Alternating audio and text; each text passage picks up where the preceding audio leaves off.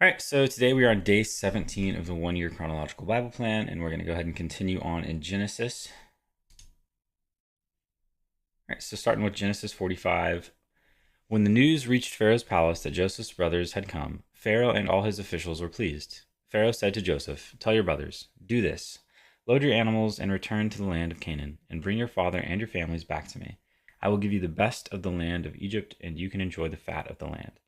You are also directed to tell them, "Do this: take some carts from Egypt for your children and your wives, and get your father and come. Never mind about your belongings, because the best of all Egypt will be yours." So the sons of Israel did this. Joseph gave them carts, as Pharaoh had commanded, and he also gave them provisions for their journey. To each of them he gave new clothing, but to Benjamin he gave 300 shekels of silver and 5 sets of clothes. And that 300 shekels of silver is about 7.5 pounds. And this is what he sent to his father: 10 donkeys loaded with the best things of Egypt, and 10 female donkeys loaded with grain and bread and other provisions for his journey. Then he sent his brothers away, and as they were leaving, he said to them, "Don't quarrel on the way." So they went up out of Egypt and came to their father Jacob in the land of Canaan. They told him, "Joseph is still alive. In fact, he is ruler of all Egypt." Jacob was stunned. He did not believe them. But when they told him everything Joseph had said to them, and when he saw the carts Joseph had sent to carry him back, the spirit of their father Jacob revived. And Israel said, "I'm convinced. My son Joseph is still alive. I will go and see him before I die." Genesis 46. Jacob goes to Egypt. So Israel set out with all that was his, and when he reached Beersheba, he offered sacrifices to the God of his father Isaac. And God spoke to Israel in a vision at night and said, "Jacob, Jacob." "Here I am," he replied. "I am God, the God of your father," he said. "Do not be afraid to go down to Egypt, for I will make you into a great nation there. I will go down to Egypt with you, and I will surely bring you back again, and Joseph's own hand will close your eyes." Then Jacob left Beersheba, and Israel's sons took their father Jacob and their children and their wives in the carts that Pharaoh had sent to transport him. So Jacob and all his offspring went to Egypt, taking with them their livestock and the possessions they had acquired in Canaan. Jacob brought with him to Egypt his sons and grandsons, and his daughters and granddaughters, and all his offspring. These are the names of the sons of Israel, Jacob and his descendants, who went to Egypt: Reuben, the firstborn of Jacob, the sons of Reuben; Hanok, Palu, Hezron, and Carmi, the sons of Simeon; Jemuel, Jamin, Ohad, Jachin, Zohar, and Shaul, the son of a Canaanite woman; the sons of Levi, Gershon, Kohath, and Merari; the sons of Judah, Onan, Shelah, Perez, and Zerah. But and Onan had died in the land of Canaan. The sons of Perez, Hezron, and Hamul; the sons of Issachar, Tola, Pua, Jashub, and Shimron; the sons of Zebulun, Sered, Elon, and Jalil. These are the sons Leah bore to Jacob in Paddan Aram. Besides his daughter Dinah, these sons and daughters of his were 33 in all. The sons of Gad: Zephon, Haggai, Shuni, Esbon, Eri, Aradi, and Areli. The sons of Asher: Imnah, Ishva, Ishvi, and Beriah. Their sister was Sarah. The sons of Beriah: Heber and Malkiel. These were the children born to Jacob by Zilpah, whom Laban had given to his daughter Leah, 16 in all. The sons of Jacob's wife Rachel: Joseph and Benjamin. In Egypt, Manasseh and Ephraim were born to Joseph by Asenath, daughter of Potipharah, priest of On. The sons of Benjamin: Bela, Becher, Ashbel, Gera, Naaman, Ehi, Rosh, Muppim, Huppim, and Ard. These were the sons of Rachel, who were born to Jacob, 14 in all. The sons of Dan: Hashem. The sons of Naphtali: Jazil, Guni, Jezer, and Shalem. These were the sons born to Jacob by Bilhah, whom Laban had given to his daughter Rachel, 7 in all. All those who went to Egypt with Jacob, those who were his direct descendants, not counting his sons' wives, numbered 66 persons. With the 2 sons who had been born to Joseph in Egypt, the members of Jacob's family, which went to Egypt, were 70 in all. Now Jacob sent Judah ahead of him to Joseph to get directions to Goshen. When they arrived in the region of Goshen, Joseph had his chariot made ready and went to Goshen to meet his father Israel. As soon as Joseph appeared before him, he threw his arms around his father and wept for a long time. Israel said to Joseph, "Now I am ready to die, since I have seen for myself that you are still alive." Then Joseph said to his brothers and to his father's household, "I will go up and speak to Pharaoh, and will say to him, 'My brothers and my father's household, who were living in the land of Canaan, have come to me. The men are shepherds, they tend livestock, and they have brought along their flocks and herds and everything they own. When Pharaoh calls you in and asks, 'What is your occupation?' you should answer, 'Your servants have tended livestock from our boyhood on, just as our fathers did.' Then you will be allowed to settle in the region of Goshen, for all shepherds are detestable to the Egyptians." Genesis 47. Joseph went and told Pharaoh, "My father and brothers, with their flocks and herds and everything they own, have come from the land of Canaan and are now in Goshen." He chose 5 of his brothers and presented them before Pharaoh. Pharaoh asked the brothers, "What is your occupation?" "Your servants are shepherds," they replied to Pharaoh, "just as our fathers were." They also said to him, We have come to live here for a while, because the famine is severe in Canaan, and your servants' flocks have no pasture.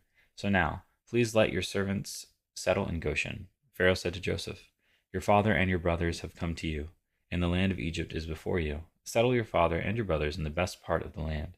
Let them live in Goshen, and if you know of any among them with special ability, put them in charge of my own livestock." Then Joseph brought his father Jacob in and presented him before Pharaoh. After Jacob blessed Pharaoh, Pharaoh asked him, "How old are you?" And Jacob said to Pharaoh, The years of my pilgrimage are 130. My years have been few and difficult, and they do not equal the years of the pilgrimage of my fathers." Then Jacob blessed Pharaoh and went out from his presence. So Joseph settled his father and his brothers in Egypt, and gave them property in the best part of the land, the district of Ramses, as Pharaoh directed. Joseph also provided his father and his brothers and all his father's household with food according to the number of their children. Joseph and the famine. There was no food, however, in the whole region because the famine was severe. Both Egypt and Canaan wasted away because of the famine. Joseph collected all the money that was to be found in Egypt and Canaan in payment for the grain they were buying, and he brought it to Pharaoh's palace. When the money of the people of Egypt and Canaan was gone, all Egypt came to Joseph and said, "Give us food. Why should we die before your eyes? Our money is all gone." "Then bring your livestock," said Joseph. "I will sell you food in exchange for your livestock, since your money is gone." So they brought their livestock to Joseph, and he gave them food in exchange for their horses, their sheep and goats, their cattle and donkeys, and he brought them through that year with food in exchange for all their livestock. When that year was over, they came to him the following year and said, "We cannot hide from our lord the fact that since our money is gone and our livestock belongs to you, there is nothing left for our lord except our bodies and our land. Why should we perish before your eyes, we and our land as well? Buy us and our land in exchange for food, and we with our land will be in bondage to Pharaoh. Give us seed so that we may live and not die, and that the land may not become desolate." So Joseph bought all the land in Egypt for Pharaoh. The Egyptians, one and all, sold their fields because the famine was too severe for them. The land became Pharaoh's, and Joseph reduced the people to servitude, from one end of Egypt to the other. However, he did not buy the land of the priests because they received a regular allotment from Pharaoh and had food enough from the allotment Pharaoh gave them. That is why they did not sell their land. Joseph said to the people, "Now that I have bought you and your land today for Pharaoh, here is seed for you so that you can plant the ground. But when the crop comes in, give a fifth of it to Pharaoh. The other 4/5 you may keep as seeds for the fields and as food for yourselves and your households and your children." "You have saved our lives," they said. "May we find favor in the eyes of our Lord. We will be in bondage to Pharaoh." So Joseph established it as a law concerning land in Egypt, still in force today, that a fifth of the produce belongs to Pharaoh.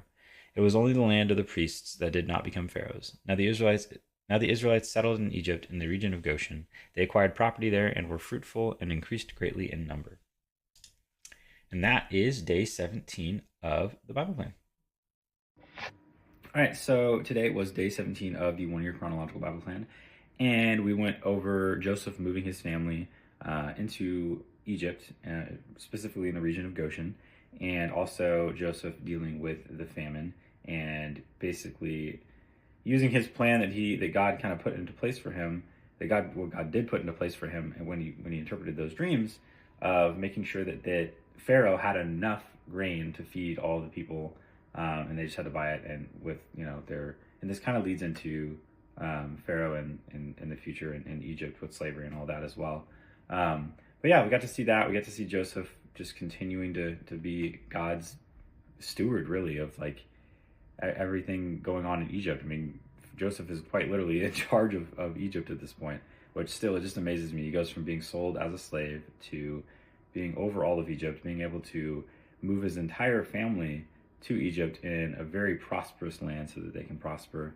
And Jacob, or Israel. When it refers to Jacob and Israel, you'll see both of those names multiple times. They're the same person. Jacob is from Jacob and Esau, and then Israel is the name that God gave Jacob later on in his life. So it's the same person. It's a little confusing sometimes when you read it. It's like going back and forth, calling him. It's like saying each name, but that's the same person. But yeah, that was day 17, and we have worship night tonight at the church. So super excited for that. And if you guys don't have worship night at your churches, I mean, you guys can coordinate it yourself, right? You can even have worship night at your house. Just listen to some praise and worship, and really just get involved. And also doing 21 days of prayer and fasting. We're on day 13 as well. I'm going to post that video today as well. And yeah, just continue to keep on reading the Bible.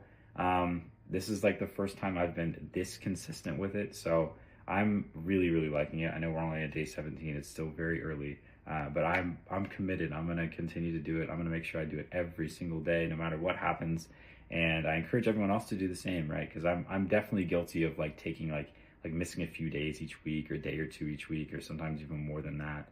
I'm definitely guilty of that and not reading it regularly. So I need to. This is kind of my way of making sure I'm doing it. And so far it's going well. And yeah, so that's day 17, and looking forward to seeing everybody on day 18 tomorrow.